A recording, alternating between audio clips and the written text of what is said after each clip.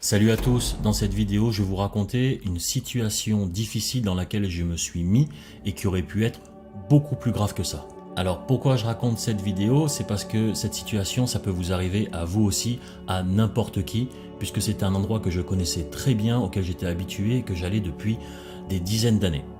Et comme on est un peu dans les anecdotes, alors là comme je suis un peu dans l'histoire du coup des situations un peu difficiles, je vais aussi parler un peu de l'escalade en free solo, puisque je le pratique un petit peu et je voudrais en parler, mais en fin de vidéo pour ceux que ça intéresse.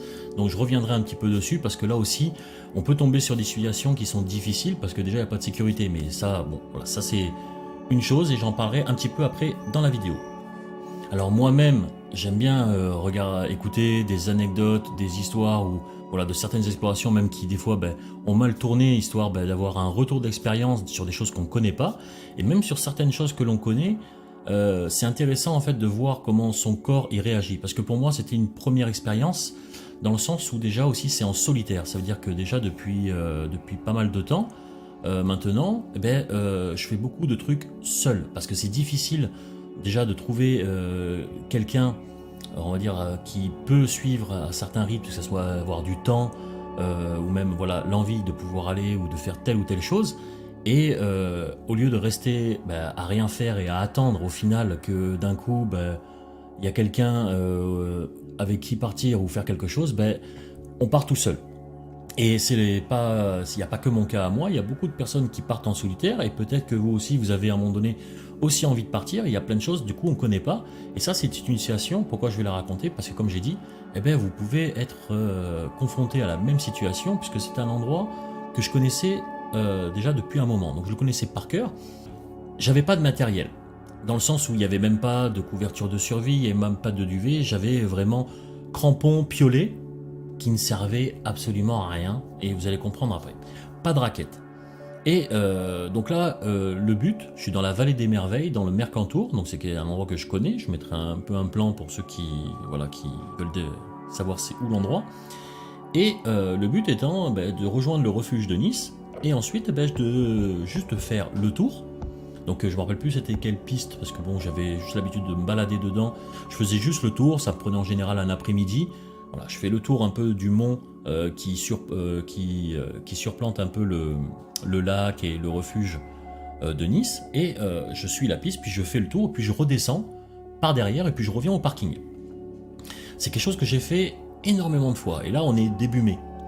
Et au niveau de la météo, c'était assez couvert et on voit qu'il y a de la neige un peu qui est en haut. Mais actuellement, pour atteindre le refuge de Nice, il faut à peu près déjà 2 heures. Et par rapport à la piste, ce qui se passe derrière, en fait, on ne le voit pas. On se retrouve dans une énorme cuvette avec du coup des sommets de partout. On est dans une énorme cuvette, le réseau, il n'y en a pas. Et mine de rien, je n'avais pas d'information s'il était ouvert ou pas. Et normalement, c'était indiqué en bas, j'ai même pas fait attention. Comme j'ai dit, c'est le problème qu'il y a, c'était l'habitude. Donc je suis parti juste avec un peu à manger. Voilà, j'avais une batterie pour le téléphone, j'avais ma veste, j'avais un coupe-vent, mais voilà, les crampons, les piolets, juste un petit sac, il n'y avait rien de particulier. Et il n'y avait même rien pour faire le feu, de toute façon en haut, il n'y a pas d'arbre, c'est fini. Je monte, donc là il a fallu à peu près 2 heures, comme d'habitude, donc bon, il fait froid, il n'y a rien de spécial. Et arrivé au refuge de Nice. Là, en plus de ça, j'ai même pas fait attention à l'heure, hein, c'est-à-dire que après regarder un peu les images, les vidéos, je suis parti assez tard. Je suis parti, il était au niveau du parking, j'étais parti dans les 11h50. Donc arrivé 2 heures, je suis en début d'après-midi. Donc après faire voilà une petite pause un petit peu au refuge, regarder un petit peu ce que je vais faire, je tente le coup en me disant voilà j'ai déjà de toute façon même marché dans la neige comme ça, bon j'étais pas tout seul, hein, comme j'ai dit, là en plus de ça j'étais seul.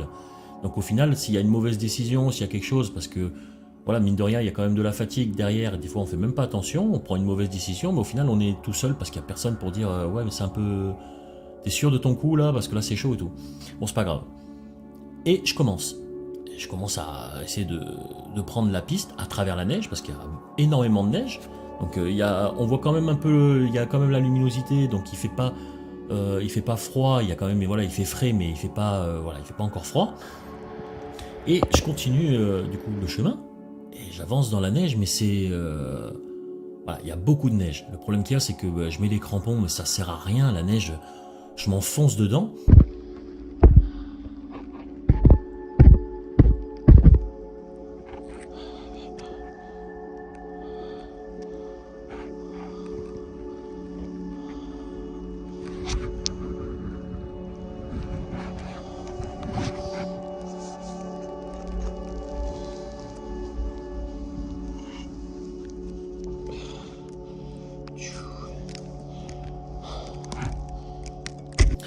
fur et à mesure que j'avance, des fois, ça chute directement, je tombe à travers, boum, il y a un rocher, il y a quelque chose.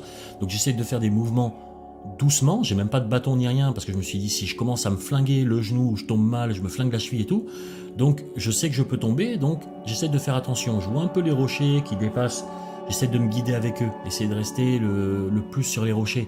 Ça me fait même monter sur des pentes, au final c'était pas vraiment une bonne idée, parce que c'était extrêmement glissant. Et dans les cas où il y avait de la neige, d'un coup je voyais même pas les rochers, ça arrêtait pas, donc ça n'a pas arrêté pendant, voilà, un effort constant pour essayer de traverser la neige.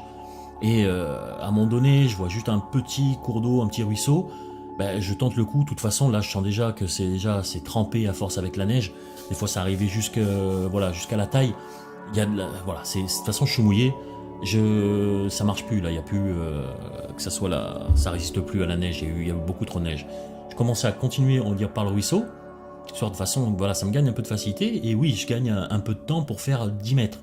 Au final, au lieu de faire 10 mètres voilà, en 20 minutes, ben, je vais les faire du coup en 5, parce qu'il bon, voilà, il fait quand même essayer de froid, donc je vais pas rentrer dedans, j'essaie d'esquiver un peu, mettre un peu les petits rochers, rester au bord. Mais il n'y a pas beaucoup, on va dire le ruisseau il va pas trop loin, donc à chaque fois je suis obligé de reprendre la neige et j'essaie un peu voilà, de tricher, mais en fait je veux continuer, donc je continue à avancer, avancer. Et à un moment donné, il commence à faire de plus en plus froid, parce que malgré que j'étais en mouvement, je sais que tant que je reste en mouvement, ça va, en fait, mon corps il va se chauffer, malgré que je consomme un peu d'énergie, voilà, j'ai un peu à manger, mais par contre, ben, je me chauffe parce que je bouge, il faut que je bouge. Et là, la luminosité, elle commence déjà à descendre un peu plus, je m'en rends même pas compte, et je décide un petit peu de regarder, voilà, là j'ai que le téléphone, j'ai pas de carte, l'endroit je le connais, donc je regarde juste un peu là, surtout avec la carto pour pouvoir voir directement la piste, essayer d'être le plus près, éviter de partir sur voilà, des trucs que je connais pas, que je vois pas ce qu'il y a en dessous. Et là, à un moment donné, bah, je regarde l'heure, il est déjà plus de 17h, hein, donc, et je regarde le temps en fait qu'il a fallu pour partir du refuge de Nice pour arriver là où je suis. Et il a fallu plus de 3 heures. Et ça faisait 500 mètres. Donc là, à ce moment-là, déjà, je commence à avoir froid. Je sais que je suis mouillé. Je vais pas pouvoir me sécher parce que j'ai rien pour pouvoir me sécher. J'ai pas d'affaire de rechange. J'ai rien pour pouvoir faire le feu. J'ai pas bien regardé au refuge de Nice et il était fermé, mais s'il y a quelque chose pour pouvoir accéder. Donc là, à ce moment-là, je me dis, là il est presque 18h. Je sais à peu près combien de temps, vu le rythme que j'ai mis pour faire ce que j'ai à faire encore. Là, je fais demi-tour. Je me dis, la meilleure solution que je peux faire, c'est demi-tour, parce que si je reste sur place, ça va être compliqué. Et j'essaie de faire demi-tour. Là, je commence. Le souci, c'est que en suivant les traces, ça facilite pas forcément, parce que en réalité, les traces c'était juste une partie, ça compte, je pouvais encore m'enfoncer. Donc je suis mes traces, je m'enfonce encore plus, c'est horrible. J'en pouvais plus, j'étais fatigué. Donc après le tour, hein, c'était une bonne expérience, hein, mais il fallait le vivre. Mais voilà, j'étais extrêmement fatigué, j'avais pas de réseau, personne n'était au courant de là où j'étais. Pour moi, la seule solution que j'avais, c'est déjà rejoindre le refuge de Nice, histoire de sortir de la neige, parce qu'au moins arrivé au refuge de Nice, je sais au moins que peut-être je peux trouver quelque chose là-bas, et donc j'en ai au moins pour 3 heures, vu que j'ai l'impression d'avancer au même rythme. Mais déjà j'en ai au moins pour 3 heures, donc il faut au moins que j'essaye d'arriver avant que la nuit elle tombe au moins au refuge de Nice, parce que le reste au moins je pourrais le gérer même s'il fait nuit. J'avais quand même la Petzel, toujours la Petzel de toute façon. Et donc j'essaie de suivre mes traces, ça ne marche pas. J'essaie de regarder voilà, autrement, et ça descend. Donc ça descend un petit peu. Donc ce que j'essaye de faire, je me dis, voilà, j'ai pas de sac poubelle, j'ai rien, mais par contre j'ai mon sursac. J'ai quand même pris un sac à dos et j'ai juste mis un sursac. Donc c'est ce sursac. Voilà, j'ai utilisé ce sursac. Je me suis mis dedans. Je me suis mis dedans avec mon sac et tout, histoire d'avoir comme une luge, histoire de glisser. Et je suis descendu comme ça m'a fait gagner un peu de temps. Donc oui, je suis allé un peu plus vite. Je m'enfonçais pas, donc c'était un avantage, mais bon, ça marchait que un peu dans les descentes, et comme ça faisait une petite descente, un petit plat, une petite descente, un petit plat. Donc voilà, donc j'ai essayé de bifurquer le plus possible, en essayant voilà, de rester sur les cailloux, de pas glisser. Donc à un moment donné, voilà, des glissades, il y en a, et voilà, ça va, c'était juste superficiel, c'est juste des coups. Mais à ce moment-là, étant que je suis tout seul, je suis trempé, je sais que je suis fatigué, qu'à ce moment-là, je vais comment, parce que même faire un truc, j'y ai même pas pensé, j'arrivais même pas, là, à ce moment-là, il commence vraiment à faire de plus en plus froid parce que le soleil commence à descendre, je suis déjà trempé et malgré que je bouge trop lentement, je suis fatigué et là, il y a même des fois où d'un coup, quand je suis arrivé au refuge, je me suis dit est-ce que je reste là, je bouge pas parce que j'avais pas la force de bouger dans le sens j'étais trempé en fait, il faisait trop froid. Là, je me suis dit c'est vraiment une grosse connerie, mais je suis tout seul, donc me dit il me reste encore 2 heures. Je force, je descends. Pour moi, la seule solution que j'avais, c'était de descendre en fait, parce que de toute façon, il n'y a aucun réseau, il n'y a rien. Donc, arrivé au refuge de Nice, donc là, il va être à peu près, il est 19h et quelques.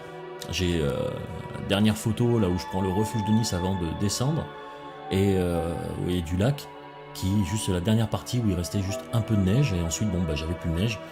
Le seul truc à faire, c'est que ça descend pas mal, et que malgré que je connais, c'est aussi ça aussi, j'essaie de le répéter en boucle à chaque fois, toujours, voilà, doucement. Donc j'utilise quand même la Petzl au moment donné quand vraiment il commençait vraiment à faire noir. Et voilà, j'ai commencé à descendre doucement. Ça m'a pris à peu près voilà 2 heures pour descendre. Donc voilà, je suis arrivé vers 22 heures. Ça m'a pris plus de 10 heures dans ces montagnes, le temps de faire l'aller-retour. Et en plus de ça, c'est même pas le complet. Donc à la base, c'est un tour qui prend même pas un après-midi. Et là, ça m'a pris la journée pour à peine dépasser le refuge de Nice, revenir. C'est la première fois que je connaissais cet endroit voilà, dans des conditions comme celle-là, conditions vraiment où il y avait de la neige, mais pourtant c'était pas énorme de fou, hein, et je connaissais l'endroit. Mais malgré tout, vous voyez, on part à peine quelques kilomètres, parce que voilà, il y a quelques maisons en bas, il y a un village, donc vraiment on n'est pas loin, hein, pas besoin de partir forcément à des milliers de kilomètres pour se mettre dans une situation qui est dangereuse. De toute façon, bon, il y a plein d'exemples, hein, ça c'est juste une parmi tant d'autres, mais surtout qui peut arriver à n'importe qui si vous n'êtes pas préparé, si vous n'êtes pas équipé, ou si d'un coup bah, vous faites surprendre par une grosse tempête de neige et que vous êtes loin. Voilà, c'est que à ce moment-là, bah oui, il faut faire attention parce que le danger il vient très vite. Et surtout quand pour ceux qui sont seuls, hein, qui sont aussi, ça arrive de faire des SP comme ça ou des randos en solitaire. À ce moment-là, quand vous êtes tout seul, ça devient encore plus risqué parce que vous devez prendre vous-même vos décisions. Voilà pour la petite histoire. Donc au final, bah, elle n'est pas très longue, hein, parce que là, de toute façon, je vois à peu près 15 minutes, donc ça va. On va parler un peu free solo. J'ai déjà mis un peu des shorts où on voit, ou alors sur certaines via ferrata, des fois j'attache pas. Tout simplement parce que j'aime bien. Donc voilà, ça c'est quelque chose que j'aime bien. Je vais pas, voilà, c'est pas, ça c'est quelque chose à faire avec précaution, en sens où voilà, c'est dangereux. Vous n'avez pas de corde. Le truc qu'il y a, c'est que moi je recherche pas le défi, genre de la voie la plus compliquée. C'est vraiment le plaisir de monter. J'aime bien grimper. Et des fois, ça peut être des trucs qui ont même pas de voie, des trucs que je suis monté comme ça, donc qui ont été où il y a eu des mauvaises situations aussi quand c'est un peu à vue. Parce que le mieux, c'est toujours préparer, c'est ce que j'ai remarqué, et surtout le bon moment. Alors pourquoi déjà, par exemple, je parle de filmer. Déjà, filmer des trucs en solitaire, c'est compliqué parce que du coup, ça demande une attention et au final, il y a des choses, elles sont assez dangereuses. On prend le cas du free solo. Ça demande énormément de concentration. Et en plus de ça, quand on n'est pas un professionnel, enfin qu'on est, voilà, on débute, on est vraiment un amateur là-dedans, c'est pas le moment. Donc j'ai essayé pour essayer de garder des moments, partager autre chose, mais vraiment vite fait. Mais c'est quand même difficile d'avoir voilà, de belles images ou autre chose, parce qu'à ce moment-là, ben, on est vraiment concentré sur ce qu'on fait et pas concentré sur les images. Et par exemple, dans le cas du free solo, ben, c'est pas d'un coup. Je me suis forcé même des fois à le faire parce que je me dis qu'il faut que je m'exerce, il faut que je m'entraîne, donc il faut que je grimpe. Alors au lieu de faire des trucs simples, d'un coup bah, je suis parti dans des trucs entre guillemets, voilà, je me suis forcé alors que j'avais pas l'envie. Des fois il y a vraiment le truc où on a envie de le faire, on le sent, voilà, c'est un feeling, c'est vraiment on se sent bien, on se sent en forme, on se sent prêt, voilà, parce que déjà c'est quelque chose que on a beaucoup étudié, donc on s'est projeté. J'ai remarqué que moi, les meilleurs moments que du coup j'ai vécu, c'est comme ça, c'est ceux qui ont été vraiment préparés, étudiés. Donc là où moi je m'entraînais, le premier free solo, et celui que j'ai dans le short, c'est au Dramont. Au Dramont, donc il y a à droite des voies d'escalade, il y a voilà une succession, on va dire, de petites voies, et voilà, il ne faut pas se louper quand même. Elles ne sont pas extrêmement compliquées, donc on ne dépasse pas du 5 ou du 4. C'est vraiment, ça reste à des trucs, mais il ne faut pas se louper, il faut vérifier chaque prise et tout. Et c'était un bon entraînement, et puis je m'amusais, puis des fois même je faisais aller-retour et tout. Et là par exemple, un jour je me suis retrouvé dans une situation qui était difficile à cet endroit-là, parce qu'à ce moment-là, j'ai décidé de ne pas faire comme d'habitude, et de tester quelque chose que j'avais pas testé. J'avais pas étudié, j'avais pas vu, et ainsi de suite. Et alors là, c'était bien, bien raide. Et le problème qu'il y a, c'est que je suis arrivé à 1 mètre de passer juste la corniche, donc j'étais arrivé, mais sauf qu'il fallait passer juste un petit dévers. Et c'est tout petit. On serait avec une corde, ben, par exemple, on serait un peu plus rassuré parce que voilà, on se sentirait au cas où en sécurité. Mine de rien, ça reste toujours dangereux, hein, même avec une corde. Hein, vous pouvez voir des chutes, voilà, même si on est assuré. Des fois c'est chaud, on peut frapper la paroi, des fois le temps de la chute elle est trop longue, celui qui assure il va voler, voilà, il y a plein de choses. Ça reste toujours dangereux. Là par contre au niveau du free solo, voilà, le rocher lâche, les rochers qui est sous mes pieds ils lâchent, ça glisse, donc peut-être je peux m'accrocher quelque chose, il y a, à un moment donné une fois ça m'est déjà arrivé de glisser, hop, et de pouvoir attraper, ok il y a toujours, voilà, il y a un peu moyen de suite, mais ça reste quand même dangereux. Et là, bah, j'avais pas le choix. Là, le demi-tour, il est pas possible. Hein. C'est la descente, c'est même des fois encore plus dangereux que monter. Comme il me restait 1 mètre, voilà, j'ai vérifié mes prises, je suis allé doucement et je l'ai passé. Mais après coup, bah, c'était une mauvaise idée. Pourquoi? Parce que c'était encore fait un truc sur un coup de tête. Et la plupart des choses que j'ai fait, que j'ai remarqué sur un coup de tête, ben, c'est pas une bonne idée. Des fois, il y a des choses, on a envie de le faire, on a vraiment envie de le faire, mais c'est pas le moment. Voilà, c'est et on le remarque parce qu'en réalité, il y a un petit peu, on pourrait dire, voilà, un petit pressentiment en se disant que je le fais, mais je le sens pas. Et ben, à ce moment-là, ben, le faites pas. Je le dis pour moi-même aussi, hein, c'est quelque chose, voilà, le faites pas. Une fois, par exemple, souvent, moi, par exemple, dans ceux que j'essaie de préparer, j'essaie toujours de me trouver une porte de sortie dans ce que j'essaie de grimper. Ça veut dire que du coup, imaginez par exemple, j'ai une faille, je suis une faille, et puis à côté, voilà, il va avoir des rochers beaucoup plus gros, il va avoir un petit passage, je vais pouvoir sortir. C'est-à-dire qu'en cas où il y a un souci, je vais pouvoir sortir. C'est pas un peu comme la Via Ferrata, où à un moment donné, ben, si je me sens bien, ben, je vais la faire sans attache, et puis à un moment donné, ben, je m'attache. Donc voilà pourquoi aussi par exemple j'aime bien la Via Ferrata, parce qu'en même temps ben, j'ai du rocher, hein. J'aime pas monter en urbain, je supporte pas.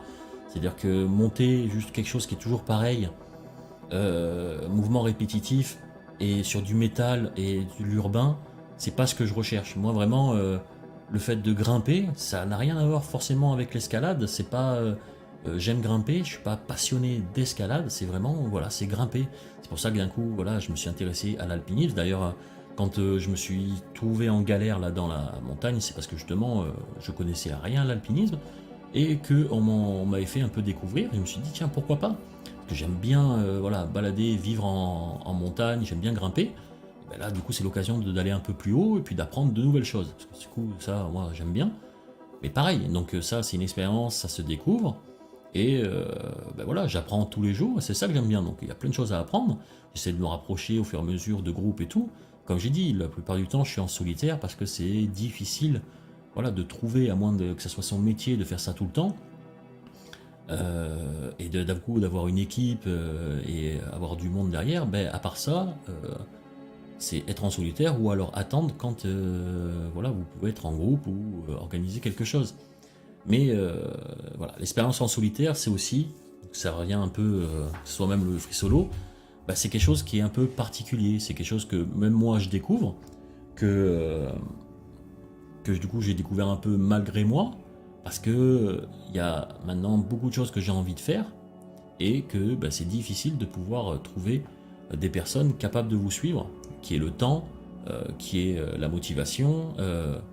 Et voilà, ça c'est, il y a beaucoup de contraintes que voilà, les gens ils ont une vie, ils travaillent et tout, et puis personne ne peut mettre autant de temps dans ce genre de choses. Donc j'espère à l'avenir bah, découvrir des gens qui ont le coup la même passion, qui voudront bouger autant que moi. Ça sera hyper intéressant. Mais là actuellement, la plupart des opérations que je fais, les sorties et tout, elles sont en solitaire. Donc ça aussi, c'est à prendre en compte parce que vous êtes tout seul à prendre vos décisions, prendre tout seul à porter votre matériel. Et que s'il se passe quelque chose, ben vous êtes vraiment tout seul. Par exemple, c'est pas pour rien que aussi Là, on prend le cas, la première montée en solitaire que j'ai fait. Donc, moi, j'étais bien, que ce soit physiquement. Donc, j'aurais fait le Mont Blanc avec un guide. Bah, ça serait bien passé, mais c'est pas ce que je recherche. En fait, si je fais ça avec un guide, entre guillemets, pour moi, ben, ok, d'accord, je suis monté jusqu'au Mont Blanc, mais j'ai été assisté. Et c'est pas ce que je recherchais. Alors, le problème qu'il y a, c'est que ben, je m'attendais pas aussi à... Peut-être que j'aurais dû vraiment rester en solitaire dans le coup et pas peut-être tomber sur d'autres groupes. Alors, il y a des guides, ils vont pas être d'accord avec moi puisqu'ils aiment pas ça. Et je le comprends, hein, parce que dans leur obligation, s'il m'arrive quelque chose, ils sont obligés d'intervenir. Mais le problème, du coup, comment on fait quand le but du projet, c'est de le faire en solitaire? Donc je vais essayer de trouver, par exemple, un autre parcours, peut-être moins compliqué, peut-être par le goûter ou ailleurs, j'en sais rien, histoire de le refaire, mais j'aimerais bien pouvoir le faire en solitaire directement, faire une boucle, et être tout seul, ou alors on pourrait très bien le faire à deux avec quelqu'un d'autre, si lui il connaît, mais le fait de le faire avec un guide, c'est pas ce que je recherche, c'est pas ce que je recherchais dans ce projet. Donc là, à ce moment-là, euh, ben, ça a été une bonne expérience parce que comme j'ai dit, ben, c'est mon premier 4000, j'en avais pas fait. Et c'est vraiment une vraie expérience au niveau alpinisme, dans le sens que là, monter sur le Mont Blanc du Taku en solitaire pour une première ascension, ça reste une première ascension pour moi, même si j'ai fait des 3000, des trucs, ou me balade un petit peu, pour moi, la réelle, vraiment première ascension que j'ai fait d'un sommet en haute montagne, c'est celui-là, où vraiment, on va dire que chaque pas, il fallait faire attention, parce que l'expérience que j'ai eue avant, du coup, m'a un peu, on va dire, préparé, dans le sens de faire très attention à chaque mouvement qu'on fait. D'accord. Il y a, par exemple, j'aimerais bien faire une vidéo un jour dessus, sur une citation du film Shooter, celui avec Mark Wahlberg, qui était sorti, je crois, en 2008, ou il faudrait que je regarde la date, mais une citation qui peut être applicable partout.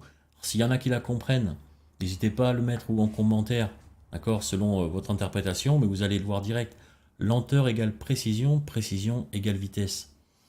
Et c'est pas que pour là, ils l'ont mis dans le cas de Sniper, mais ça peut être mis sur n'importe quel cas de figure en fait. Le fait de faire les choses lentement, vous allez gagner du temps au lieu de vous précipiter à faire n'importe quoi. C'est à peu près ça qu'il faut comprendre. Donc là-dessus, avec des crampons hein, qui sont énormes, que vous pouvez vous accrocher, parce que ça m'est déjà arrivé, je me suis pris, hein, d'accord, comme je l'ai dit, sur l'arête de les... Pareil, donc là j'étais sans assurance, et surtout qu'à une certaine... sur la vidéo que j'ai mis pour avoir des photos de l'aiguille du midi, les seules que j'avais, c'est celles qui étaient à peu près vers... un peu plus tard, avant que... Parce que là c'était en avril à ce moment-là quand je suis arrivé. Bah, il y a des cordages en fait. Il y a des cordages de sécurité, donc en fait vous suivez l'arête, mais vous avez des cordes sur le côté, donc on les voyait sur les... Ça c'est la vidéo celle que je parle pour le road trip vers le Mont Blanc du Taku. Parce que j'ai passé un an à peu près à m'entraîner un peu de partout, plusieurs mois à vivre dehors directement, à faire plusieurs voilà, petits sommets, marcher, vivre en solitaire et histoire de voilà, un peu d'haute altitude, et ça a duré pendant plusieurs mois comme ça, toujours à me balader un peu partout dans les Alpes, jusqu'à essayer du coup cette ascension.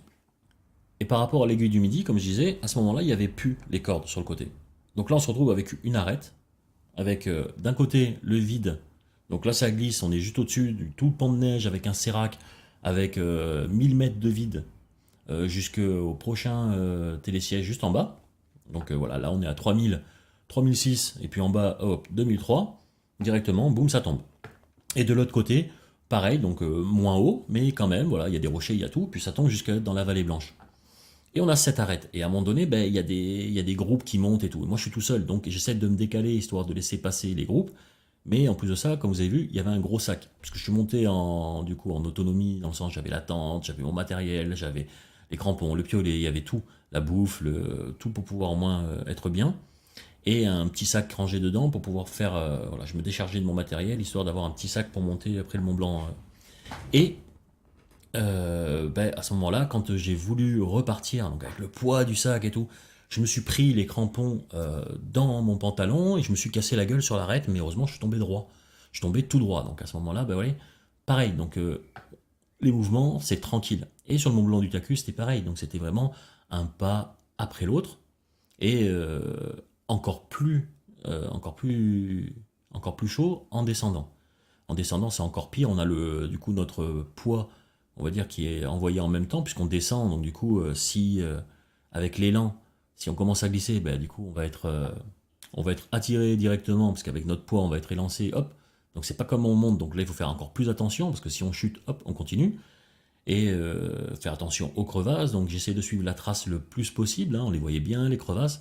Donc là vraiment c'était aussi une bonne expérience, premier 4000, ça fait bien flipper, hein, on est en plein milieu de la nuit, donc là aussi c'est pareil, j'avais jamais fait d'ascension comme ça, de toute façon même en alpinisme. Donc j'avais marché la nuit en forêt, ça c'est pas un problème, mais c'est quand même impressionnant. Si ça vous a plu, un petit like, ça fait toujours plaisir. Si vous n'êtes pas abonné, je vous invite à vous abonner. Il y a d'autres vidéos qui vont suivre. De toute façon, c'est pas fini.